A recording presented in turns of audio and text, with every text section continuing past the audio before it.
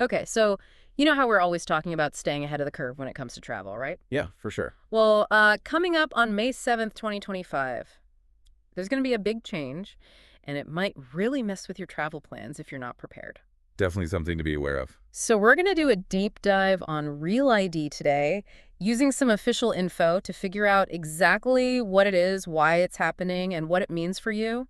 Like how to avoid those crazy long lines at TSA. That's right. Nobody wants to get stuck there. All right, so the main thing is May 7th, 2025. That's like the big deadline. You want to mark that on your calendar. Big A. After that, if you're 18 or older and you want to fly domestically, like within the US, you'll need a real ID compliant driver's license That's the key. or another acceptable ID like a passport. Right, like a passport would work too. And the easy way to spot a real ID is to look for that little star in the upper right corner of your license. Yeah, that star is important. But hold on, it's not just about airports, right? That's true. It's Yeah. not just airports. It's also about getting into certain federal facilities and even some nuclear power plants. Oh, wow. Okay. Yeah, it's about upping the security game across the board. So it's like a broader security thing, not just for flying. Exactly. Okay, so I'm sure a lot of people are wondering why this change is happening. Like, what's the whole deal with Real ID? Well, this actually stems from the recommendations that came out after the 9/11 Commission. Makes sense. The Real ID Act was passed back in 2005 to create tougher security standards for state-issued IDs. Yeah. And to make it way harder to use fake IDs for federal purposes. Right. So basically, it's all about making sure people are who they say they are. Yeah, essentially verifying identities more reliably. Okay, so let's say someone's listening and they realize their license doesn't have that star. What should they do? Well, the most important thing is you got to go to your state's DMV in person.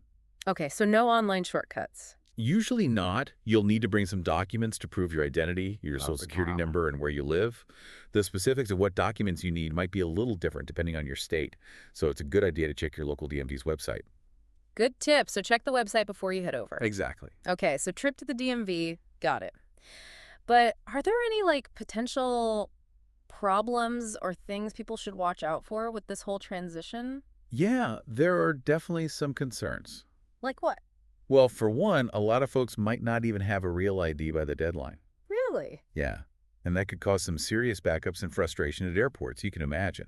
Oh, yeah, for sure. Also, think about people who might have trouble getting all the necessary documents Yeah. or physically getting to a DMV.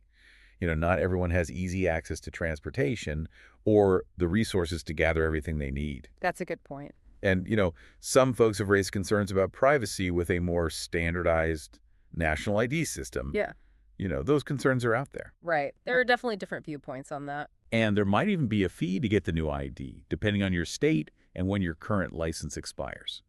Okay, so those are all things to keep in mind. Absolutely. So to sum it up, if you're thinking about flying within the U.S. after May 7th, 2025, make sure you've got a real ID or an alternative, like a valid U.S. passport.